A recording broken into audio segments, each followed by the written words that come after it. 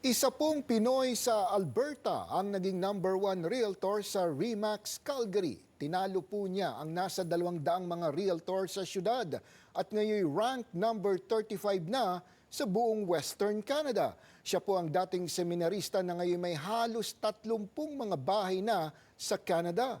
Narito ang report.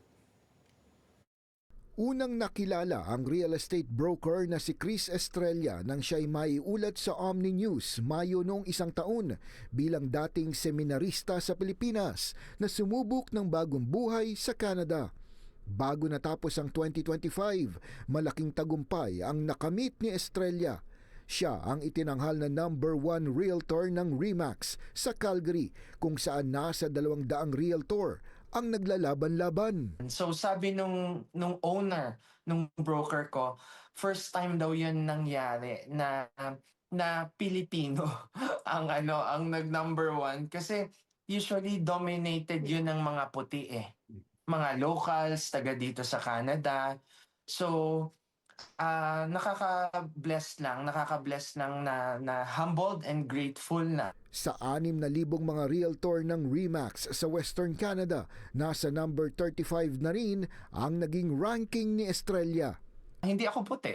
So gusto kong aminin na yun yung isa sa challenge ko, hindi ako puti. Kasi pag puti parang wow, ang galing, competent ito, parang ganon. Parang ganon. So tapos yung area na kung saan pinagsisikapan ko na Ginigeo Farm ko, isa sa mga richest areas to ng Calgary. Tapos puro puti yung nandito. Noong 2023 lamang nagsimulang maging realtor si Estrella at sa unang 7 buwan ng kanyang karera, wala siyang naging benta ni isang bahay. To be honest, nagdududa na ako.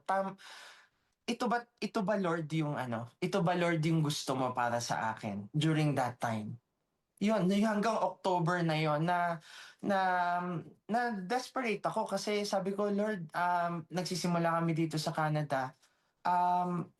Gusto ko sana, Lord, makahanap ng pwede kong gawin na that will align me sa purpose ko and mabe-bless din ako financially as well. Pero nang makabenta ng unang bahay, sunod-sunod na ang naging biyaya at agad siyang naging Rookie of the Year ng 2024.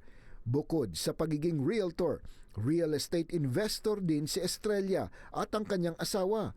Sa loob lamang ng 3 taon, nasa 30 mga bahay na ang pag-aari nila na kanilang pinauupahan. Grateful kami. We know kasi na we have been working hard, we're praying hard, and alam namin na this is really from God. Sino ba naman kami? 'Di ba? To be able to achieve that milestone. And sa amin kasi clear kami na we want to inspire. We want to be a shining example sa mga Filipinos na kaya natin 'to. Bukod sa pagiging mortgage broker, si Alice ay isa na ring realtor, kaya bumuo ngayon ng real estate team ang dalawa at susubukan muli ang maging #1. So gusto namin buuin yung kwento ron na Rookie of the Year 2024, #1 Realtor 2025, tapos sa 2026 #1 team of realtors. Ano yon? It's a big goal na mag #1 team kasi ang #1 team for many years yung team nung may-ari ng brokerage. Yung may-ari ng RE/MAX. Nasa 80 mga pamilya ang natulungan nilang magkabahay noong isang taon at umaasa na mas marami pa silang matutulungan na magkaroon din ng pinapangarap na tahanan dito sa Canada.